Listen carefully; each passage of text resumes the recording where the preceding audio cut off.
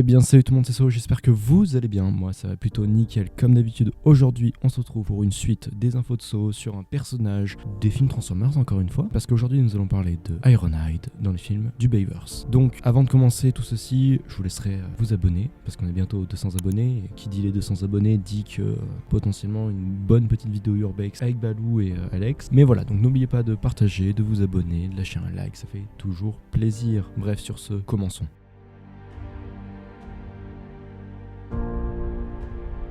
Ironhide, apparu dans le tout premier film Transformers sorti en 2007, est un Autobot plutôt vaillant, bagarreur et surtout un très ancien ami à Optimus Prime qui lui, c'est vraiment son port d'armes. On avait Hound qui est arrivé dans le 4e et 5e film, car spoiler alerte, Ironhide meurt dans le 3e, mais en gros si on part dans tout ce qui est de base, Ironhide est un vieil Autobot, bagarreur et qui est plutôt entre guillemets le spécialiste en armes d'Optimus Prime. Un très bon duo avec Ratchet et qui apparaît très souvent, c'est peut-être l'Autobot hors Bumblebee et Prime, avec un temps d'écran entre guillemets minime mais beaucoup plus élevé et suffisant que tous les autres. Ensuite, du coup il fait sa première apparition dans le Transformers 1, le tout premier sorti en 2007. Il s'allie très rapidement avec les militaires, dont après derrière dans le deuxième film il fera partie du Nest, donc une équipe militaire travaillant avec les Autobots pour traquer les Decepticons cachés sur Terre. Donc il fera surtout équipe avec le colonel Lennox et ils formeront une très très bonne équipe. Il les aidera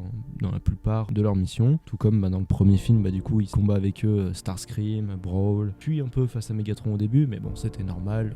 Grosse menace Megatron, comme ce que je disais sur sa vidéo sur Bayverse, grosse menace au départ, dommage que voilà. Bref, on va pas s'élargir sur le sujet. Donc du coup peur est égal à fuir. C'est lui qui découvre et qui ramène la dépouille de Jazz à Prime. Et c'est lui qui ramène Lennox chez lui. Ensuite, dans le deuxième film, du coup, on le retrouve très rapidement dans les premières scènes du film, à Shanghai. Il combat un Decepticons, j'ai plus son nom tout de suite, mais peut-être que ça me reviendra. Et là, quand il dit à Prime, du coup, et à Ironhide à côté, que le Fallen renaîtra de ses cendres, donc The Fallen, le maître de Megatron. Donc ensuite, il participe à la bataille du désert à la fin du film, et c'est lui qui dit à Ratchet que quitter la Terre, ce ne serait pas ce que Prime voudrait. Alors pourtant, c'était le premier à sortir les armes, j'annonce, quand les militaires du Nest et les Autobots se sont un peu fait prendre de court, en gros, ils se sont un peu fait prendre de court quand un gars plus haut placé, qui leur dit que leurs opérations sont terminées et qu'on envoie la dépouille du robot et les Autobots, enfin la dépouille de Prime du coup qui est décédé, qui est mort dans la moitié du film, la moitié du deuxième film, et qui envoie la dépouille du coup de Prime et les Autobots ailleurs que dans la base. Sauf que du coup un détour se fait, arrive dans le désert, Ironhide fonce dans le tas comme d'habitude face aux Decepticons, gagne, survit. Point. Il est très fort, aucun doute là-dessus, et puis c'est même lui qui guide Sam entre guillemets vers la dépouille au tout départ de Prime pour qu'il puisse le réanimer avec la matrice. Le film se passe et on entame le troisième film. Troisième film, on remarque que Ironhide connaît bien l'Arche, donc du coup le vaisseau Autobots qui s'était écrasé sur la Lune, et il fait partie toujours du gros groupe Autobots de base.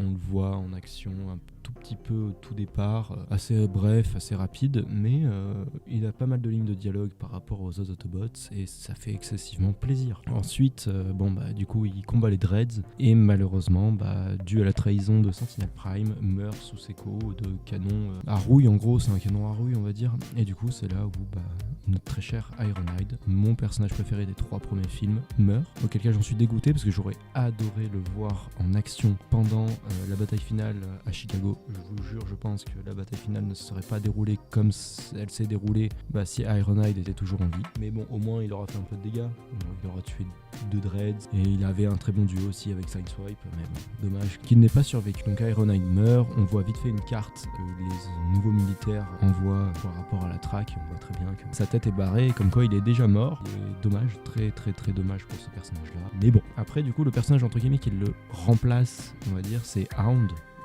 pendant le 4e et le 5e film. Alors ce qu'il faut savoir, c'est que Hound reste aussi mon personnage préféré sur les 4 et 5e films parce que c'est une tête brûlée. J'adore les têtes brûlées, j'adore les gars qui foncent toujours comme ça et qui ont énormément de flow, mais j'aurais bien aimé voir Ironhide survivre quand même jusqu'à la fin parce que ce personnage reste quand même incroyable. Et oui, si vous voulez savoir, Ironhide est mon Autobot préféré des films. Pour moi il est au-dessus de Prime, il est au-dessus de Bumblebee. Pour moi c'est mon Autobot préféré avec Jazz. Dommage qu'on l'ait pas trop vu, mais c'est surtout l'histoire de Jazz en particulier. Donc ici elle vous intéresse, pourquoi pas en parler. parler dans un prochain info de saut. Mais qu'en gros, oui, non, pour moi, Ironhide reste le personnage le mieux développé en termes d'Autobots après Prime et Bumblebee, et mon personnage préféré. Donc je suis très dégoûté qu'il soit mort dans le 3e film, surtout par une trahison débile de Sentinel Prime, quoi. Ça me fout vraiment les boules, mais vraiment fort en plus. Voilà.